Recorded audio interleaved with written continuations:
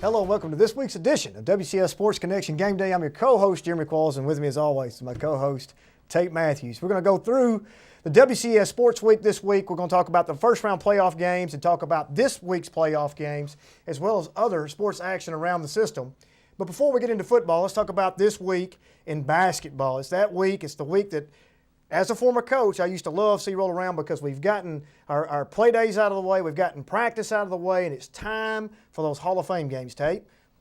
Yeah, and we got a lot of them going this week. It's hard to believe it's already here. I know. But starting tomorrow, outside of the guys that are still playing football, not very many of them left after last Friday night. It's full-time basketball. So Centennial, two Hall of Fame games this week. Stratford tomorrow on Tuesday. And then on Saturday, they play Lighthouse Christian.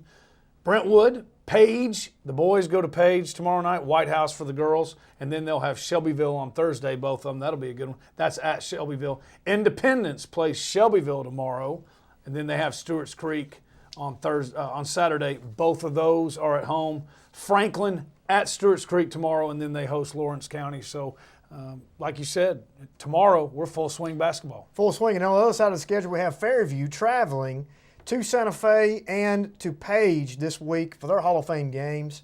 I got a chance to see the Fairview Yellow Jackets, the guys' side, in practice last week, and they were waiting at that time on their football guys. They now have their football guys, young crew, but he has some positive things to say, and I saw some good things. Page will be going to Brentwood, which will probably be a pretty tough game for those guys off the bat, but once again, it's that Hall of Fame game. Does not count if you lose. If you win, you always count that, of course. And then they travel Friday to Summit. That, once again, is Page Patriots. And then to round up the schedule, we have the Ravenwood Raptors going to Chapel Hill, playing Forest in the Hall of Fame game tomorrow, and then at home against Smyrna the 13th, which is Thursday. 7:30 start, tip-off times for those guys. That's a Hall of Fame game once again for all across WCS. I got a chance also to see Ravenwood in action in practice with Coach Whitlock. He's missing some of his crew guys there with football as well. But it is basketball time. Football is rounding up. We'll be having full-time action on our next game day, talking nothing but basketball with just a little bit of football mixed in. On the football side of things, there's been some things that have popped up. Tate, the TSSAA released their new regions to some fanfare and to some dislike. Tate, what do we know about that? Well, as we know, we're only going to have two 6A programs this year, Franklin and Ravenwood. So obviously they're in the Super 6, the field of 32. So we knew that was going to come. They're happy with that. Which everybody gets in. Everybody gets in, all 32 teams. It's the top 32 teams enrollment in the state of Tennessee with one little change. Laverne was the 32nd, I guess, highest enrollment or smallest enrollment in 6A. They opted to go down to 5A if somebody wanted to move up. East Tennessee powerhouse, Maryville elected to go up. Laverne went down. So Franklin and Ravenwood, they're fine with it. They know they're in, and they're going to be 6A. Summit and Independence get sent south with Lincoln County, Franklin County, the likes of those. I think they're very happy about that. Especially Summit. It gives them a chance to be competitive in their region as Coach Coleman continues his rebuilding process, so very happy about it. Brentwood, Centennial, they got sent with the Clarksville schools. Not so happy. Travel, loss of gates, it's going to be interesting. It makes your job fun because you represent them all, and there's pros and cons to everybody on it. So it'll be interesting to see what happens. Well, from my standpoint, I have to look at this, and I tell those guys when we go into these meetings that we have to look at it from a standpoint of all 8 schools, what we're going to benefit as a system versus 1 or 2 schools. Now, on the flip side of that, yes, financially we take a hit on this because the average travel for the Brentwood Centennial group, the north end, if you will, in 5A, will be around the 100-mile mark, almost round trip, if not over. The Henry County game especially, 160, 175 miles round trip. On top of that is Clarksville does not travel well. They do not bring people here for financial reasons. But on the flip side of the coin is, I figured that Henry County is the only bump in the road for that north end group. They could go up there, be successful. The south end group, like you mentioned, can be successful. Columbia Central, Lincoln County has predominantly in the past, 15 years ago, been really tough. Not exactly the same teams now. 3A and 4A still stays the same with Page and Fairview in there. Interesting note is that Centennial and Brentwood are number 1 and 2. When we flip that around, Brentwood 1, right. Centennial 2 at the top of 5A class, missing the 6A by 20 or less students. So interesting mix. On Thursday, the TWSAA will meet to finalize these, and I think there'll be several proposals thrown on the table to change that. One neat thing that would be neat about that is we actually have a chance now in 5A where we could have an all Williamson County Blue Cross Bowl in Cookeville now. That'd be amazing. And I think, those guys, Summit, we talked about, still rebuilding, but Independence, Brentwood, Centennial, very quickly, if not next year, they could have a chance to be there in 5A. So that's good for the county as well. Also gives us a chance to bring home 4 state championships, which is interesting to note. So speaking of playoffs, WCS playoff round 1 happened Friday night. We didn't fare too well as a whole. 6 of 8 teams got in initially, but we're all down to 2 now. And we're going to start on the 3A side. Fairview at 7-3 going into Westmoreland, traveling in the 4-5 seeded game. We felt pretty comfortable right there the way Fairview came in to the playoffs on that 5-game hot winning streak that they would fare well against Westmoreland. It wasn't the case. They got beat 35-6, Tate. They did, and they got after them big time. So you're right. We were off base on that. 8-2, that's a good record, but I just didn't feel like they had played the level of competition that Fairview has. You mentioned the 5-game winning streak, one of them against Page, Waverly, and the thing that stands out to me is the offensive output that the Yellow Jackets have been putting out all year long, especially when Hunter Zimmerman got healthy, holding them to 6 points. It was cold, but it wasn't rainy, so it wasn't like it was a sloppy field, wet ball kind of day. Westmoreland, they got after them. I mean, that's all you can say. Well, Westmoreland now gets the distinct honor after winning that first-round game of traveling to CPA. I'm sure the Imperial Death March will be playing as they get off the bus. But needless to say, that's why they played the game. You want to have an opportunity to get to that second round and play those guys. And we'll talk more about that matchup in the second half. But once again, in the 4-5 seeded game in 3A, Fairview gets beat by Westmoreland 35-6. Fairview can now officially 100% start their basketball season. Moving on into 4A, Page traveled to Hickson. Page going in at 6-4. We knew that they came in limping, bumped, bruised, lots of people hurt. Hickson at 8-2 in the Eastern time zone, and they actually fared better than what we thought. We thought Fairview would have that kind of game, if you will. But Page came in, had a heck of a game, gets beat 28-21. They did, and that just goes to show they fought. Coach Rathbone's young men fought. They were so banged up. I didn't think they had any chance of this thing even being competitive. They're losing their number 1, their number 2 receiver, their number 1 rusher, their number 2 and 3 tackler. I mean, for a 6A program, that's a lot. For a 4A program, that's unbelievable. And Hickson's a good football team. They were 8-2. They beat some really good football teams over there. So the travel, going over the mountain, if it was cold here, it had to be freezing there. So I think you're never happy after a loss, but making the playoffs for, I believe, the 4th year in a row for the Page Patriots and fighting the way they did against Hickson, you got to be proud of that. Yeah, and it was tough. They had to leave. They left school right before lunch, 11 o'clock, to get over to the Eastern time zone to get acclimated to the time and get over there and get everything set up. They were down 14 at one time, battled back, scored late to make it 28-21, got the ball back, and just couldn't convert to try to tie it up. But congratulations to both Fairview and Page. Coach Hughes, Coach Rathbone had a great year, especially for either one of them, because early in the year we were thinking at one point in time both of them were below 500, right, and it could have gone either way for those guys. And they circled the wagons, got their teams back on the same page, fought it out. Both finished above 500. Fairview at 7-3, Page at 6-4, now 6-5 and 7-4. Congratulations to those guys on a great year. And here's the great thing. We've talked about them all year long. Hunter Zimmerman and Michael Magochi, they're both back. They're both back. So, it gives you a whole other year to talk about. That's right. Guys. That's right. We can talk about them for another year. And Hunter Zimmerman has a chance to put up some unbelievable career numbers at Fairview. Oh, man. Yeah. He's got a chance to eclipse 7,000 passing yards in a career. It's unbelievable. It's unbelievable. So moving on to our Big Six.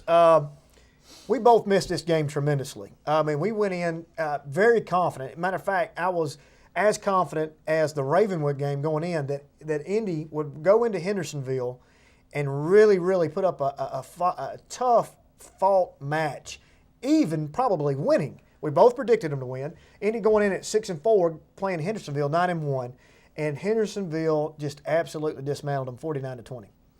Wasn't even close. One loss by Hendersonville, and that was Riverdale. They have not played the schedule that Independence has.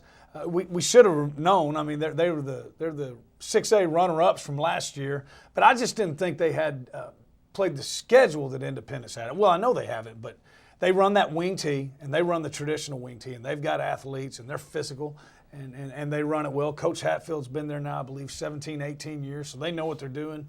You're right. I did not see this coming. I thought Hendersonville would score a lot of points, but I thought Independence would too. So you're right. It sounds to me like when it comes to being more physical, I don't think Independence was even in this game when it comes to physical, and that 49-20 score shows it. Well, we talked about it going in. We knew that both offenses are high-powering offenses. Hendersonville did their job. Apparently, we short-sighted their defense and held Indy to 20 points, which I think Ravenwood had been the only other team to do that, less than those points. It's a 2-7 game. We thought that Indy getting a 7 seed was a little bit not accurate because we knew what their record was going through the year. But they finished the year 6-5. Coach Blade easily at one point in time could have also voted 10. So got a great win at Marshall County. Could have had the unbelievable win against Blackman, get beat 1. Indy, Hendersonville could make some waves in this thing in 6A. Yeah, without a doubt. Like we said, they went to the 6A state championship game last year. We're going to talk about it here in a little bit. They've got Centennial, so that's going to be a really good game. But you're right. If they can get past Centennial, then they got to get Ravenwood. I think the winner of the third round, whoever comes out of these next two games, the winner of the third round, they'll beat whoever comes out of Memphis, and they'll be in Cookeville to face either Maryville or Oakland or Blackman. And that brings us to the Centennial Franklin game. Round 2 of an unbelievable matchup between both guys, the first game and the second game. The second game was no letdown.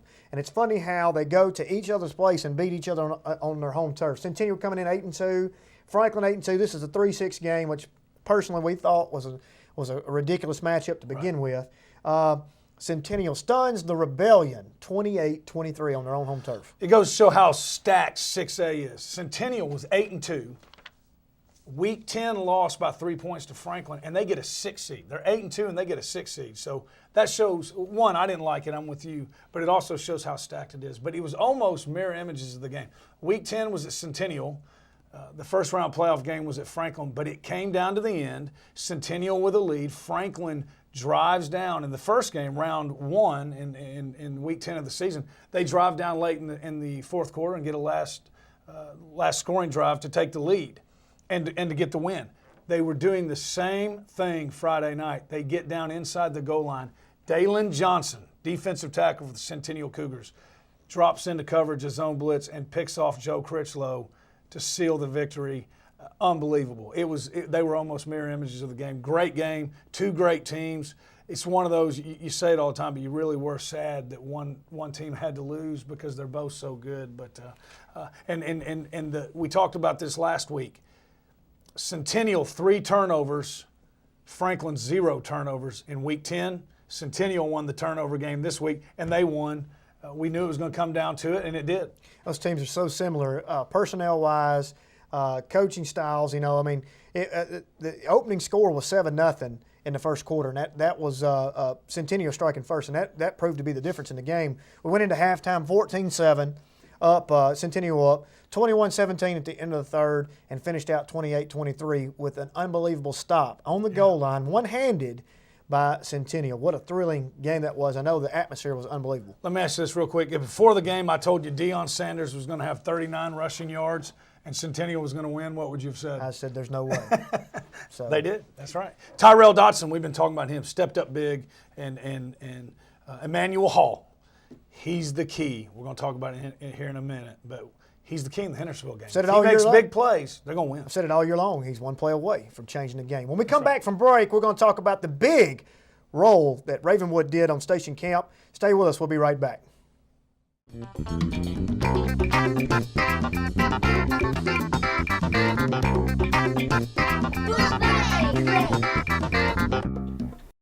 My book is Where the Sidewalk Ends. I like this book because the poems in it are really funny, and I like the illustrations, and they make me laugh.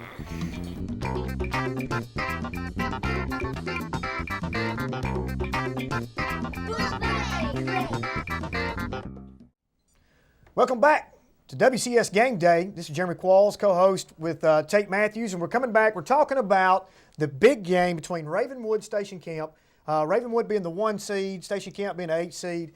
We talked about possibly Station Camp coming in with a chip on their shoulder, having something to prove. They came in at 5-5, and maybe we see Ravenwood so often that we just take them for granted. But they went in 45-0 at halftime with 1 total yard from Station Camp. 1 total yard. 1 total yard. And they've got Trey Malone, Josh Malone, who's at the University of Tennessee now, his cousin at running back. He's a good running back. He's a lot like Deion Sanders. I mean, he could come down here and play for a lot of our teams. He couldn't even get more than 1 yard. It was a dominating performance. Now, we do have to say, Station Camp's SEC commit, he won't be a quarterback in college, but Kyle Anderton, he did not play, which we didn't know if he was going to play or not. It was a game-time decision. He did not play, but I don't care. Even without him, they mustered 1 yard. And then we were there. Had Coach Hester not pulled the dogs off in the second half, which I think they only got 16, I think they ended up with 17 yards, and that was against the young pups. Yeah. Holy cow, they might have not gained it. They get a sack or something in the second half, they might have been negative yards for the entire game. Well, Ravenwood sets a school record with 66 points. The final was 66-14, and I'm here to tell you, folks, it could have been 100-0. I mean, they came out in the opening drive. Station Camp elected to kick off. So Ravenwood takes the ball, botches a handoff, puts the ball on the ground, fumble, turnover. Station Camp goes negative something off the bat.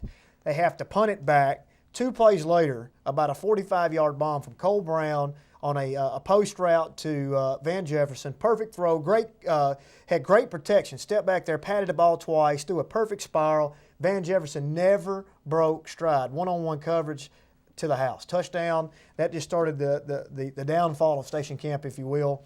And Roland absolutely ran over them. He did. He is got such a low center of gravity. He's got great balance. He does not go down. You can't hit him with just one person go down. And he just played. They all played well. It was. You're right. Once it got going bad, man, it went bad in a hurry, and it never stopped. And hey, you know, we talked to the young man after the game, Cole Brown. Congratulations to him. He goes over 2,000 passing yards for the season. Now, this is his first year as a starter. He replaced Avery Janikowski, who broke all the records. I think if he has any sort of game this week, I think he breaks those. But we talked to him after the game. As good of a quarterback as he's been this senior year, what a good young man he is. He is a quality young man. He is humble, well-spoken. It was great to see. He goes over 2,000 yards. Seth Rowland's already over 1,000 yards rushing. Van Jefferson breaks 1,000 yards passing. They're having a great year over there off Wilson Pike. They are, and Austin Percy. I'm going to sing his praises every week. I always do. Most underrated player. He's sitting at 789, so possibility knocking on the door. Now, you know, we had our game day set up there. Kids are showing up an hour beforehand. You got their signs. We have a great show, great atmosphere, and you know the score is the game is well in hand at halftime. We get into the third quarter. The score is 59-0. And the kids are still there. Nobody left. They stayed the whole game. We did our post game there, like you said. We had Cole Brown, we had Van Jefferson up there. Both of those are fine young men. I think that makes a difference when you have guys that are leaders. They're intelligent and they work hard in that in the locker room to get those guys to stay focused. We asked the question, how hard is it to stay focused when you're going undefeated? And they said, we want this worse than anything. So I think they have a legitimate chance. Let's get this. Listen to this stat, Tate. Seth Rowland has 1,121 yards. There have been 4 games where he has not played in the second half. That's 2 full games. Oh, without a doubt. He's over 50. He might be leading the mid-state in rushing if he's. And his brother has how many? His brother has 83 rushing attempts. So you're right. If he was the full-time back, he'd be 2,000 yards. And then Connor Jeffries comes in. He's a junior. He's part of that young pup squad you're talking about. 2 touches, boom, to the house, over 150 yards rushing with 2 touchdowns on the night. And I tell you what, I had not seen him. He can run. He is, of the running backs, he's the fastest. And, and to add to it, Van has his game too. Butch Jones comes in with his entourage that day. He's surrounded by the state troopers, 4 of them, to come in to the school in the middle of the day. They're trying to work hard to see if Van Jefferson thinks just a little bit about going Big Orange. But what a great atmosphere. Those guys roll on into week 2. Here's another good stat. Plus 328 points against their opponents this year. Yep. They've just been thumping. And we talked about this at the game day, and it happened.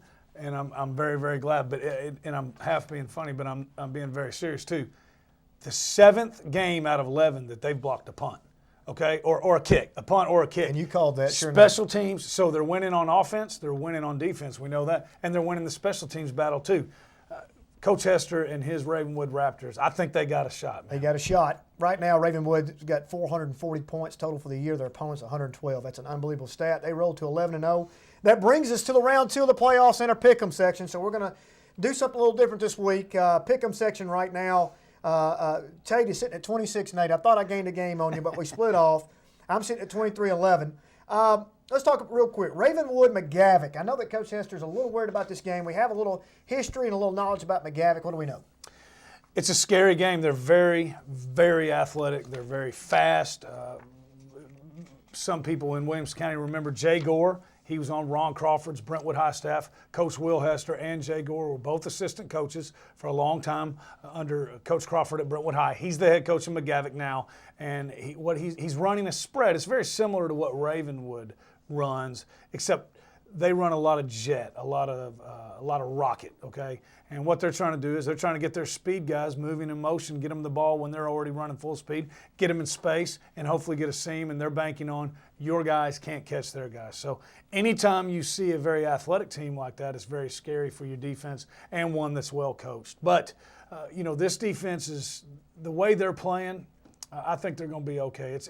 You have to be disciplined against McGavock's offense. These guys are obviously disciplined. And I'm telling you, I was amazed at how physical Ravenwood was. They were hitting, man. Those guys were hitting. Something tells me McGavock hasn't been hit like they're going to get hit on Friday night, and we'll find out if they like it or not. Absolutely. And Cole Brown hit it right on the head. That whole team as a family right now, they want it as worse. They want it as bad as anybody's ever wanted it, is what he said. And I believe that with watching them play that way, they've taken pride in that. Let's take the second half off. Let's go ahead and put them out of, and let these young pups play. I think they enjoy that, even though they want to get those yards and those stats. But I think that's something that they're hanging their hat on right now that, hey, we haven't played in 4 second halves. That's right. I mean, that's 2 full games. That's right. That's stats. That's that's all those things. Timing that you're not getting. But I'm afraid from this game on that they'll probably be playing second half from here on out. They will, and McGavock runs a 4-3 on defense. And what's good about that is they're going to have to, because of the spread that Ravenwood runs and putting Van Jefferson in the slot, they're going to have to take some of those linebackers out of the box, put them out there. Now they've only got 4, maybe 5 in the box. I look for Seth Rowan and his little brother Chris to have a big game. As well as Cole Brown. That's when he chooses his spots and times to go, and he does well. All right, Centennial Hendersonville. I think that the Cougar Nation has got their hands full because obviously we didn't give enough credit to the Hendersonville team, but Brian Rector and those guys are going to dial up a plan this week. This ought to be an interesting game. It will, and Coach, I was talking to Coach Rector this weekend, and he had a great quote, which he usually does have some really good ones. He was talking about how they're different. They run that wing tee. He's already started preaching to his team. He's calling this, we got to go and win a fight in a phone booth. This is a fight in a phone booth. It's all going to be contained right in there, and they're going to have to play, long drives. Hendersonville, they're willing to take the 3 downs, 4 downs to get that first down. So not as many big plays as what they've seen in Franklin, but you're right. It's going to be a tough game. But I do think Centennial's offense is playing so well. It's going to be tough for Hendersonville to contain them too. We talked about it earlier in the show. I think it all comes down to Emmanuel Hall, man. If we can get him loose for a couple touchdowns here, they don't have anybody who can catch him. Owen Roth's playing well at quarterback. Connor Rietveld's playing very well at quarterback. Emmanuel Hall's got to have a big game. And the words of my man, Herm Edwards, 1. It only takes 1 That's right. for Emmanuel Hall to bust. So their defense, not to be too cliche, it's going to come down to the defense, basically, because both of them have a pretty good high-powered offense. And, Deion Sanders and all the guys that you mentioned, Emmanuel Hall, I'm very interested to see how they're going to play Emmanuel Hall and see how, I would dare say they're going to play physical with him. So he better have his mental set ready to go to get physical and get out in the open. Well, I saw them play Riverdale. Their starting quarterback is their best cornerback. So hopefully he's going to be on Emmanuel Hall. I'd go at him early and often. Let's try to wear him down a little bit, and maybe that'll affect him on the offensive side. All right, so we're going to go through the 4 quadrants. 6A football, we're going to pick them. We're going to see how well we do. See if I can't make up some ground on you, Tate. Let's start with quadrant 1. We're going to go quickly. Quadrant 1, Maryville versus Sevier County. This is the 1-4 matchup. I think it's probably not much word there. I'm going to pick Maryville. I'm sure you're going to pick Maryville as well. Maryville, and I don't ever pick anybody whose mascot is the Smoky Bears. And are purple. The Smoky Bears. In the 3-2 matchup, this could be interesting. Dobbins-Bennett, 8-2, now 9-2, versus Science Hill, 10-1. What do you think there? I'm going to go with Science Hill because Science Hill put up a bunch of points against Brentwood Academy and Siegel. I'm going to go with Science Hill. I agree with you. I think Science Hill will overcome Dobbins-Bennett. Moving into Quadrant 2. This is the Rutherford County quadrant. This has got some very interesting matchups, some tough choices here. We're going to start with the 1-4 seeded game, Riverdale at Blackman. Blackman's too strong. I'm going to go with you. The Blaze, got the best player in the state. Blaze have played well, but this is one of those games that we're aware of here in Williamson, but that could be throw everything out. Riverdale's going to come to play, but I still think Blackman is too much. They've got something to prove, but it's not going to be as big as people probably first think it's going to be as far as the spread. I think that this is going to be a close game. I hope. Laverne at Oakland. Laverne is the 6th seed going into the number 2 seed. Oakland, who do you have? Oakland. Defense is playing too good. They have the best defense in the state when they want to. I agree with you. And I'm going to tell you right now, Oakland's going to beat Blackman in that next round. I know that you're probably don't change your picks on me, but Oakland's going to beat Blackman in that next round. All right, moving on down. Ravenwood McGavick. G2 bar, baby. G2 bar all the way. Centennial Hendersonville.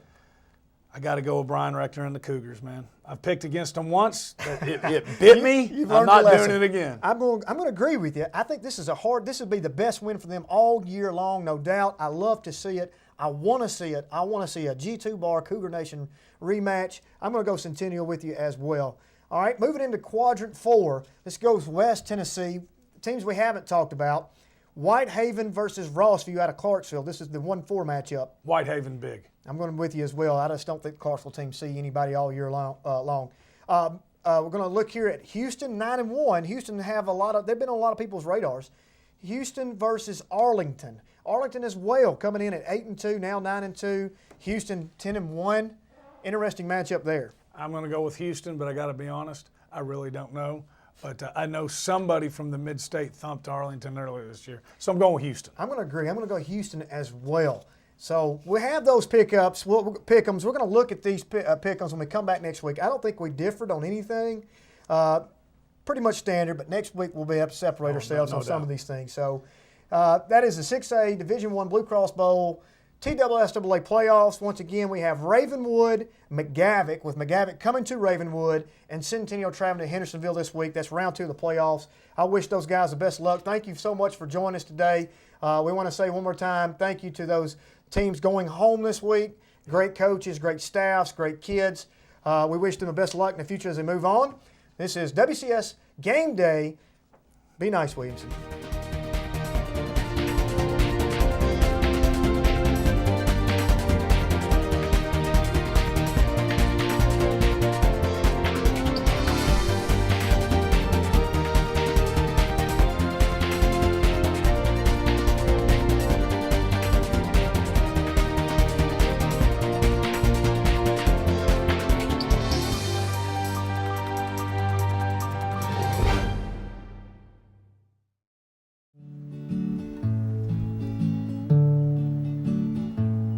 If we want to keep the blue in the sky, the green in the trees, we better care for the air we breathe.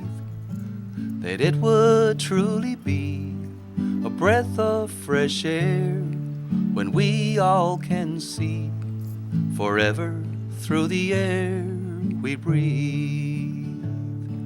So let's really try to be more aware of what we can do to clean up the air we all share. So let's you and me roll up our sleeves, let's do all we can and care for the air we breathe.